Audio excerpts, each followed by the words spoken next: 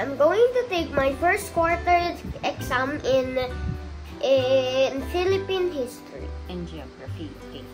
So we will have your exam for Apolinary Mabini and Atlas of the Philippines. Okay. First, we will go with Apolinary Mabini.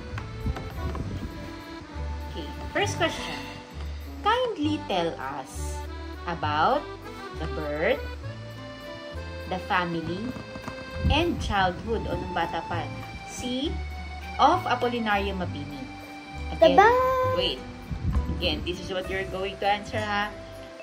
Tell us about the birth, the family members, the childhood, okay, of Apolinary Mabini. Okay. Hanggang, diba, yung 10 na yung stop ng childhood nila, teenager na po. So, he was born in Batangas in 1882.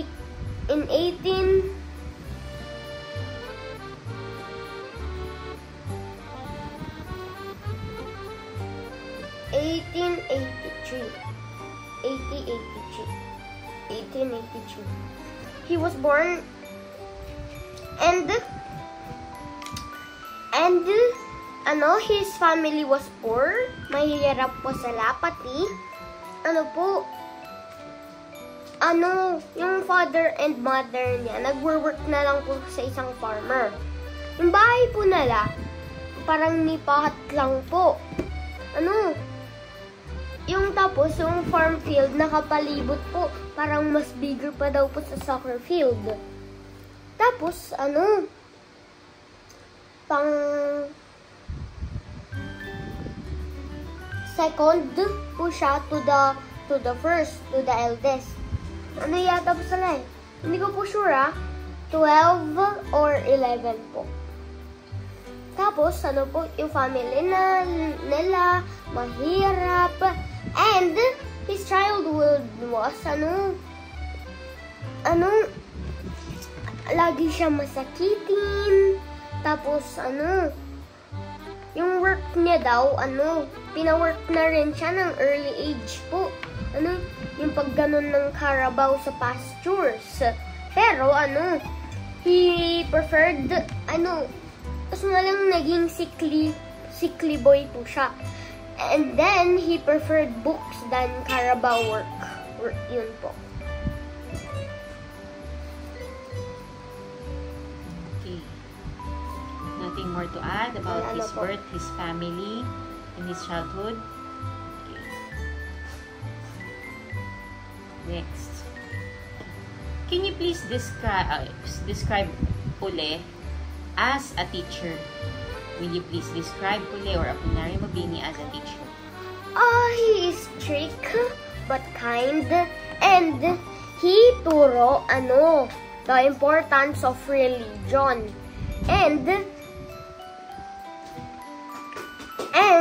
he was the teacher of his grandfather's school, and he teach kids how to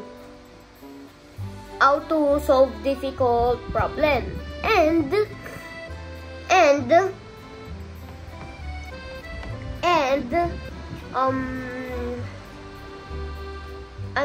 ayaw niya daw, sabi niya sa students niya, ayaw niya daw stop beating around the bush, mag-beat around the bush, ayaw niya yun. Yung kunyari, ganito po. Example po ito ng beating around the bush po ay, nakita kita malungkot. Sad ka ba? Dapat sasabihin mo na yung agad, wag yung bago mo pa sabihin yung totoo. Sabihin mo lang, ay, sad ka ba? Bakit ka malungkot? Ganun. And his pupils know him as the quiet man. Yun po. Okay. Thank you. Next. How did Apolinary Mabini become a paralytic? What happened? How did Apolinary become a paralytic?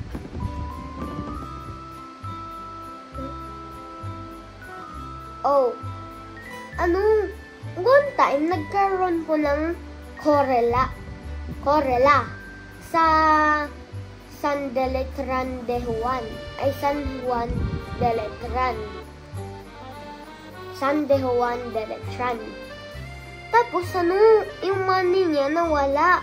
Kaya siya pina-force papunta home. Tapos, pagtapos po ng korela, nagkaroon ng high fever. Tapos, ang sakit ng ulo niya, super high fever po. Tapos, bigla, he can't move his muscles from waist to toes. Sinabi ng doktor,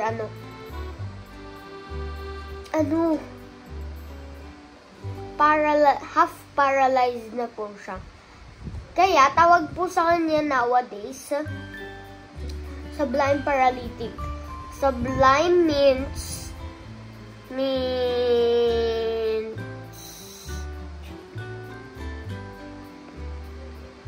some with lofty ideas, and paralytic means paralyzed. Okay. Yun po. Do you think being a paralytic is a hinder to serving one's country? When you say hinder is napipigilan, no? So, do you think being a paralyzed person, it will hinder you to serve your country? No. Yes or no? No. Why not? Pag we stood down,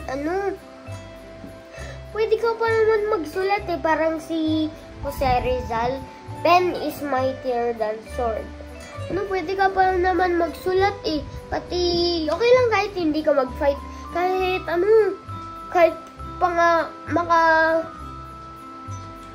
ka ng Olympian para sa country mo. Yung kahit nasa wheelchair ka, tapos ganun. Pati, pwede mo pa i-serve yung country mo nun. Pwede ka pa magluto. Pwede ka pa magsulat ng laws. Pwede ka pa gumawa ng batas para sa para sa VP, Vice President. Yun po. Next. Can you please retell what happened during the Pact of Biak na Bato? What happened during the Pact of Biak na Bato? And what happened to Mabini after that?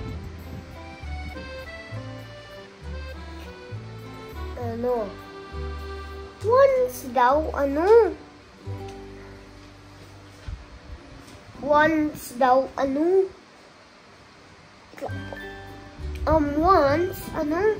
may isang general, hindi po siya yung governor general, basta isang general po, nag-agree ng ceasefire, yung mga katoponeros, dapat, mag-surrender sa kanila, pero hindi nila pa-punish. Babot po. Excuse me po.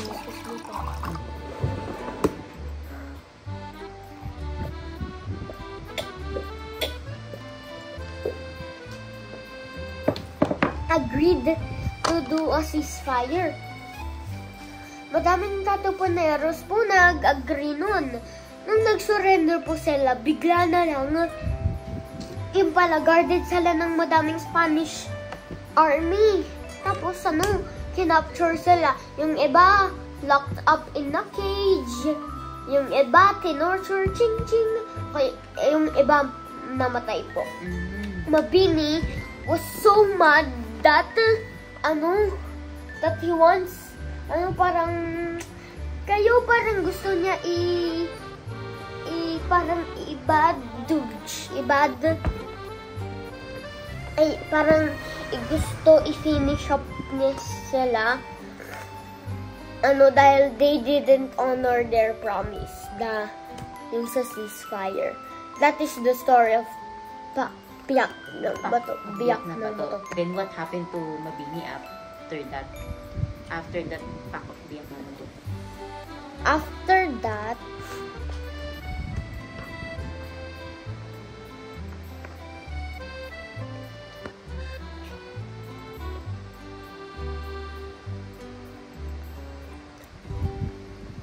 after After that, nag-usap sa Aguinaldo, pati siya. Pati si Pasiano. Yun po. Ano nangyari nga? What happened? Nag-usap po sila. Tapos, sabi ni Aguinaldo, alam niyo ba? Kinausap ko yung Americans, i-save niya daw tayo sa, Amerika. Ay, sa Spain. Tapos, yun, sabi niya, let us not fool ourselves because yung Americans, pinakagusto nila yung Spain, Spaniards. Yun po. Okay. Next, why was Mabini also called the brain of the revolution? Why was Mabini also called the brain of the revolution? Pangalawa niya na po itong name. Una, supply paralytic and brain of the revolution. Kasi, one time, nagagalit na sila, super galit. Ay. Tama. Super galit nila ni Aguinaldo and Mabini. Kaya sabi niya, kay Aguinaldo, sabi niya siyang Katipunero, I need to be parang president ng Pilipinas. Kaya nun, may nagsabi, ay, alam ko sino the perfect man for this job. Sabi niya. Si Apolinario Mabini. Tapos abang noon, sa Kawit Cavite, yung sinelebrate na nga yung, the Independence Day of yun, nung gabi, nag-feast sila. Tapos, nung andun, binubuhat si Apolinario papunta doon sa isang hammock. Si Aguinaldo eagerly to wait him there. Tapos, tawag doon. Tapos, pagtapos po doon, nag-usap na nga sila. Nag-approve po si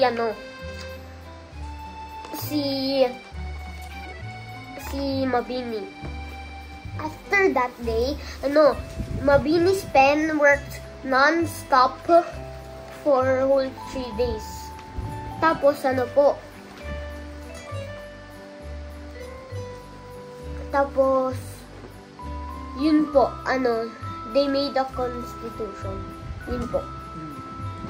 Tapos na po.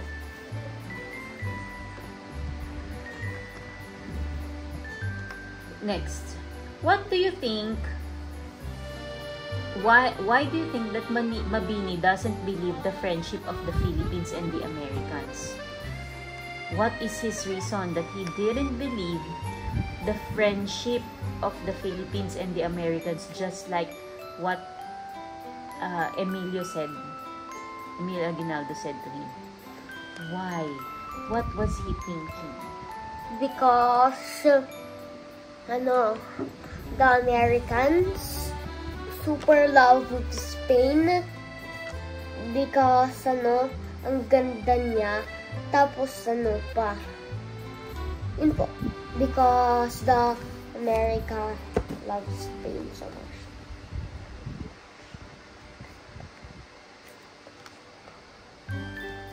Okay.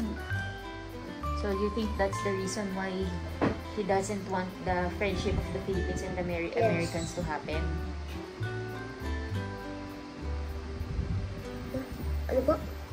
That's the reason why Mabini doesn't want the friendship between the Philippines and the American to happen. Ay, may isa pa po, baka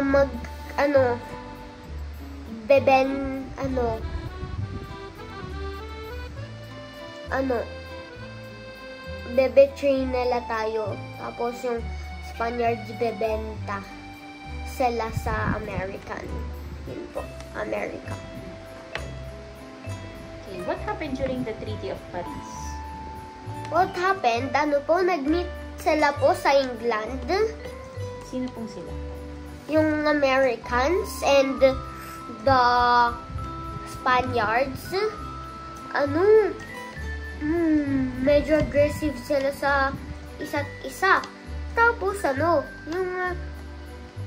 parang Governor General, pumunta muna sa King, pwede po namin i-sell po ba yung Philippines sa America for $20 million, sabihin ng King. Sige. So, yun na nga. Binigay, sinil na nga nila daw for $20 million.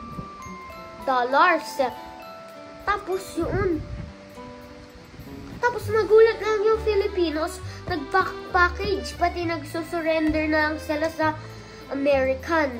Pagtapos nun, the Philippine-American War began. Yun po.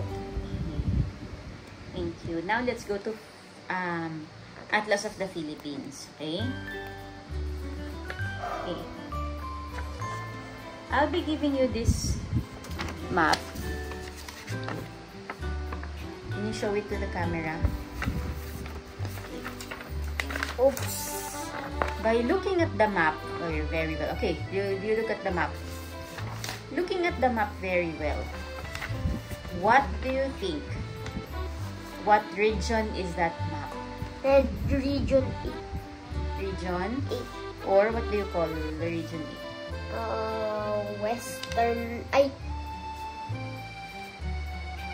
Western Visayas. Western region.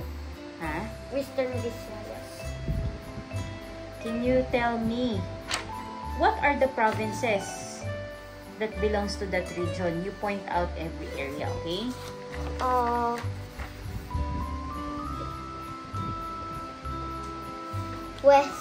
Western Samar, Northern Samar, Western Samar, Samar, tapos Eastern Samar, tapos ito Samar, tapos Northern Leyte, tapos Leyte pala, Northern Leyte, tapos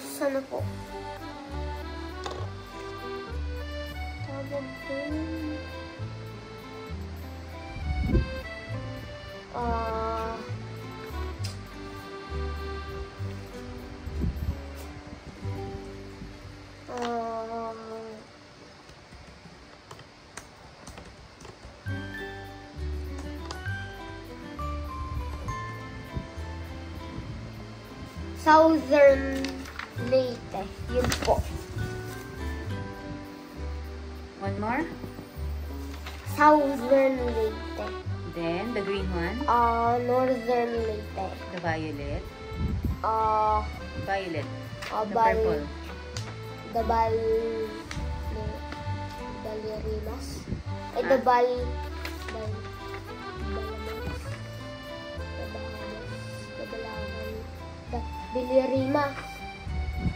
The Bilirimas.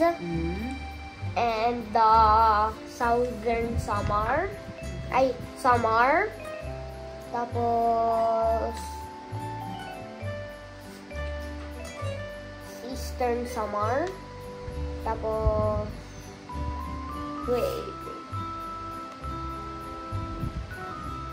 Northern Samar. Tapos Eastern Samar. Yun po.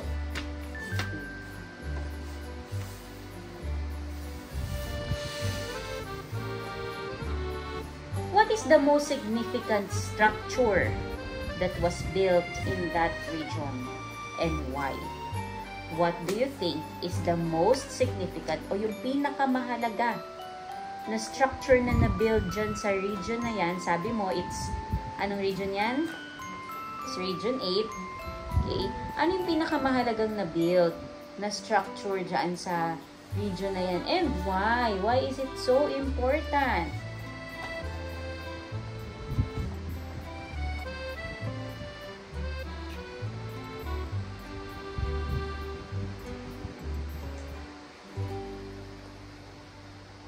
What again po? The most structure. Tingnan mo yung map mo, ha? Kaya may pinag-aralan tayong mga things na na-build within that region.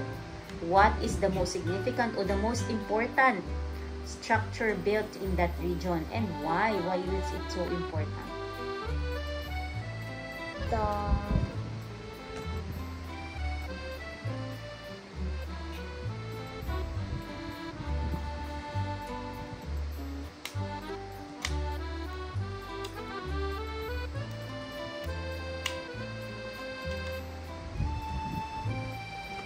The rock formation. Was it built? No. See?